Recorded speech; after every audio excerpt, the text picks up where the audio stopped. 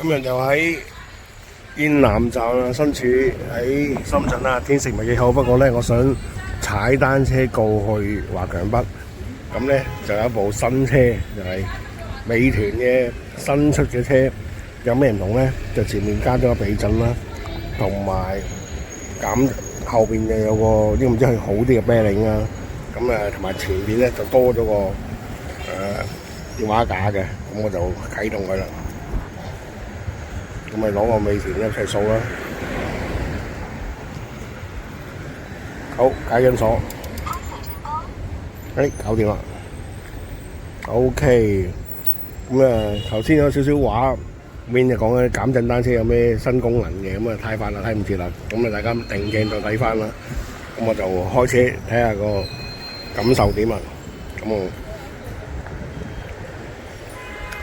呢個電話架用處係咩咧？就俾你睇導航嘅，睇到個地圖啦。咁我就擺低個袋先。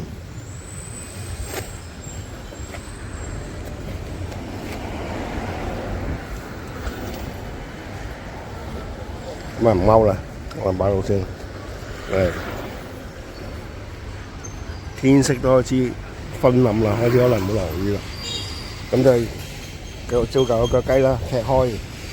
咁呢個高度應該就啱我踩嘅啦。咁而家第一個感覺咧，拉上手咧就比舊車冇避震板咧重好多，因為前面嗰個頭叉咧即係有啲重量嘅。咁應該當然就係彈弓叉嘅，你又唔好諗睇到分別啦。你又唔好諗住呢啲係嗰啲氣叉嗰啲啦，因為要平價為準，咁我避開啲人先啦。咁啊揾個地方試下踩先。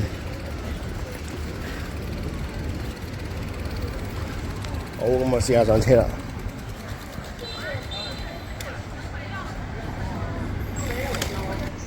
咁我成功幾分鐘咧就到咗華強呢度啦。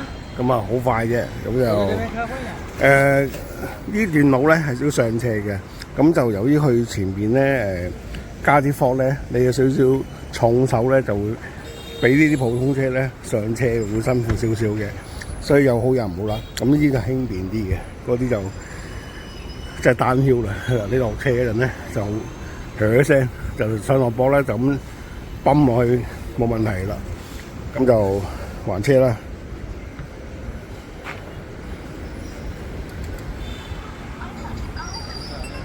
搞掂，咁就過萬錢，咁啊平過坐地鐵，咁啊唔係平貴問題嘅，最少就坐地鐵都要上上落落啦。咁呢度做下運動，咁啊搞掂算啦。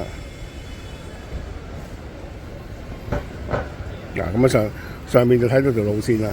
咁就方便係咩咧？就擺個好處咧，就係呢個位咧，喺前面咧放到個電話咧。如果當你去一啲唔識嘅地方嗰陣咧，你篤到個導航嗰個大廈個尾咧，就去到適當個位噶啦。咁就佢會你跟住個路線咧，就可以去到啱嘅地方啦。而家就係多咗個架咧，就唔使呢度咧，就自己揾個手拎出嚟咧，就安全啲啦。咁你睇技術唔好嘅，當然係呢樣嘢好大幫助啦。咁我今次嘅遊玩就到呢度啦，下次再見。